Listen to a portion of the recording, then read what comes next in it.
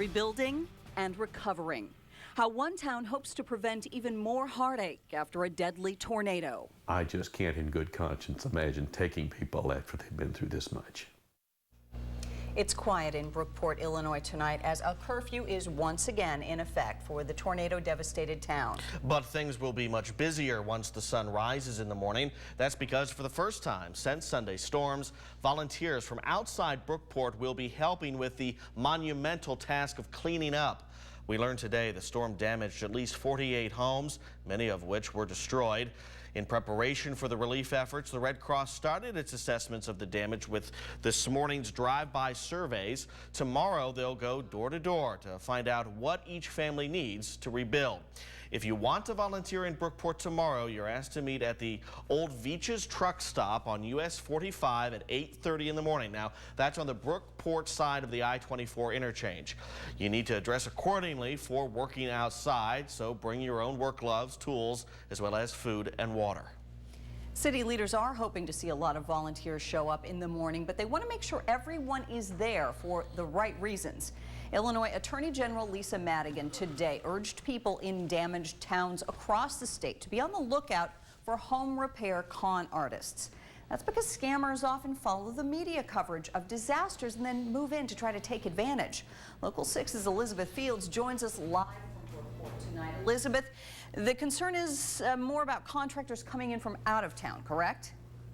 That's right, Laura. We hear about it after almost every major storm. There's always a few people who come in from out of town and try to make a quick buck off of the people who are really just desperate to get their lives back to some sort of order.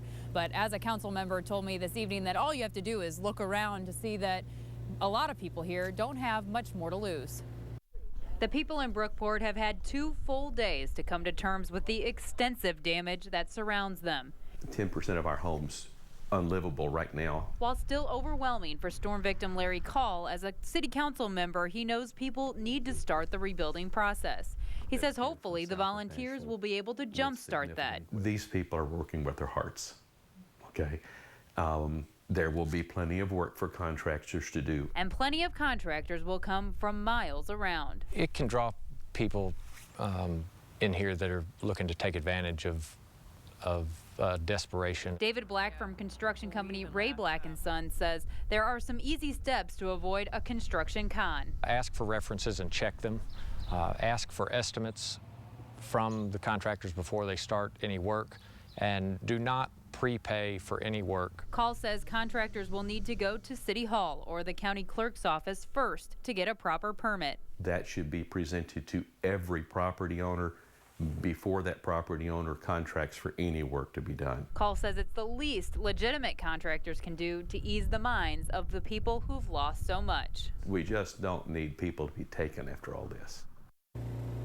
Call told me tonight that there are some city ordinances that have been passed that have set some higher building standards, especially for prefabricated homes. He says that he thinks that that's going to help this town rebuild to be stronger than it was before. Reporting live from Brookport, Illinois, I'm Elizabeth Fields, WPSD, Local 6. Thank you, Elizabeth.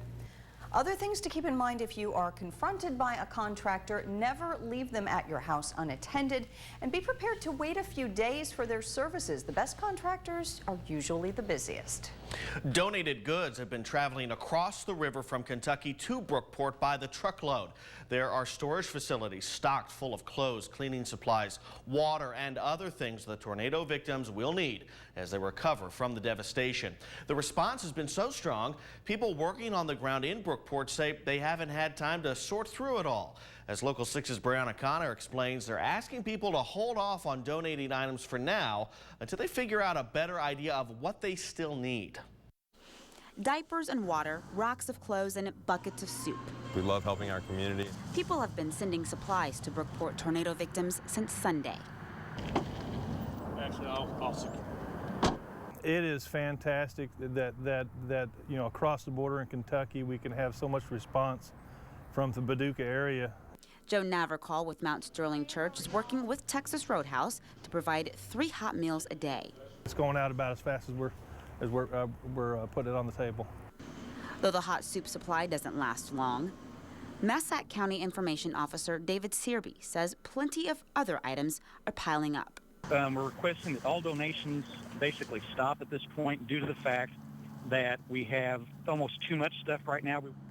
So Heartland Worship Center discipleship pastor Chris We're Clark just says bulking his up congregation and making is on reserves standby. and being ready. They are accepting donations, then holding them here in their ACT Center until We've they got a know trailer that's exactly what ready people in whenever they Brookport do need. call us and say, hey, now we need some of those things. Food, shoes, even toys that will help tornado victims when the time is right. The community appreciates it, the church appreciates it, and we'll get back on our feet. Heartland Worship Center is opening up their ACT Center on November 30th specifically for tornado victims. That morning they can come and shop around for any items they may need, but for now Serbia says they can't handle any more supplies or donations until they get a handle on what they've already got. And Brianna, what about Mount Sterling Church? Anything they still need? They say what they need right now is volunteers. They need people to come on out, pitch in tomorrow morning so they can start cleaning up the city. All right, Brianna, thank you. Serbia says they're still accepting monetary donations to either the Red Cross or Banterra Bank. That EF3 tornado that hit Brookport Sunday afternoon began its path on the other side of the river in McCracken County, Kentucky. The National Weather Service surveyed the damage at Paducah's gaseous diffusion plant today. As you can see here, the storm caused quite a bit of damage to one of the buildings. The plant says on-site monitoring has confirmed that there's been no release of radiological or other hazardous material.